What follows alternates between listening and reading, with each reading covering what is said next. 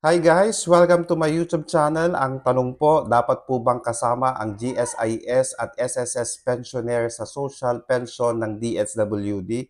Kayo po ang tatanungin ko po, kasama po ba dapat sila? Base po sa guidelines po ng social pension ng DSWD, hindi po dapat kasama ang mga GSIS at SSS pensioner po sa social pension. Dahil ang sinasabi po natin pag sinabing social pension ay mga indigent senior citizens po na hindi po kayang buhayin ang sarili, na medyo may mga karamdaman. So sila po yung bibigyan ng social pension at hindi po yung mga pensionado po sa SSS at GSIS. Kaya nga po nananawagan po tayo sa DSWD na sana po i-verify po mabuti ang mga listahan ng mga nakakatanggap ng social pension.